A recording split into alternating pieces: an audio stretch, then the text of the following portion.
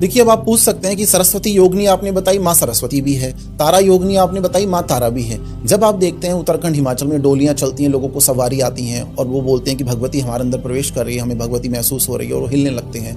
2-4-5% cases में सत्यता भी है इसमें, बाकी 95% केसेस में हम इसको सत्य नहीं मानते। लेकिन जब आप अपनी आंखों से देखते हैं, हिमाचल के गाँव में जाके, हमने उत्तराखंड में देखा था चकोटिया अल्मोड़ा में, और कई जगह हमने देखा है, सुरकंडा माता के यहाँ देखा है, और हिमाचल में भी ज्वालामुखी क्षेत्रों में हमने देखा है। जब आप देखते हैं कि किसी के अंदर बोलते हैं ना सामान्य भाषा में सवारी आ गई, देवी आ गई, वो योगनियां आती हैं जो अखिल ब्रह्मांड की अखिलेश्वरी पराशक्ति, आदि पराशक्ति है, जिसको आप कामाख्या, बगलामुखी या त्रिपुर महासुंदरी बोलते हैं या कालिका बोल देते हैं। उनकी सहचरियां, संयोग देने वाली सखियां, या फिर आप बोल सकते हैं उनकी सेवा करने वाली परिचारिकाएं, वो योगनियां हैं। योगनियां आती हैं। जब आप देखते हैं कि सवारियां आती हैं किसी को, अगर किसी को वास्तविकता में आती हैं, तो भगवती अपनी सेविकाओं को और सहचरियों को भेजती है कि जाओ कल्याण करो।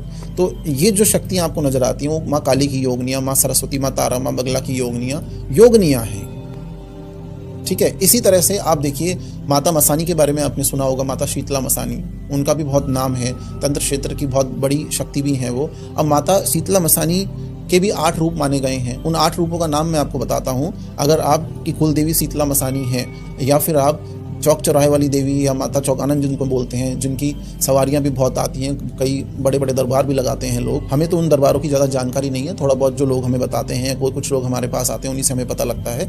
तो उनके शास्त्र में भी उनके 8 रूप दिए गए हैं, स्वयं माता शीतला मसानी, और 8 रूप उनके, तो वो भी नवदुर्गाओं का ही प्रतीक मानी गई है। और वो 8 रूपों के नाम इस तरह से हैं। भगवती शीतला के 8 रूप जो हैं, महाकुला, व्याधिमाला, महोदरी, अग्निगर्भा, रक्तनेत्रा, भयंकरी, मोहा और घुरमा, ये मेन 8 रूप हैं। और एक भगवती शीतला, तो ये नव शक्ति, नव दुर्गा की शक्ति ही मानी गई है। देखिए, योगिनी और यक्षिणियों के नाम के बाद और उनकी चर्चा के बाद हम कुछ उपायों की चर्चा करते हैं। अगर आप साधक हैं तो बहुत अच्छी बात है, गुरु सानिध्य आपको प्राप्त होगा, आप अपने गुरु से प्रेरणा लेके या उनसे मार्गदर्शन ले सकते हैं। लेकिन अगर आप सामान्य ग्रस्त में रहते हैं, धन की समस्या है, धन को आप प्रबल बनाना चाहते हैं, दरिद्रता का नाश करना चाहते हैं, यश, मान, सम्मान, ऐश्वर्य, प्रतिष्ठा चाहते हैं, तो इन साधारण उपायों को करके आप 64 योगिनियों की कृपा और यक्षिणियों की कृपा प्राप्त कर सकते हैं। इन उपायों से किसी का अहित नहीं होगा, इन उपायों से कोई प्रहार नहीं होगा, कोई ऐसी चीज गुप्त नहीं है इसमें जो आपको बताई जा रही हो। ये सामान्य उपाय हैं, लेकिन शक्ति असामान्य है।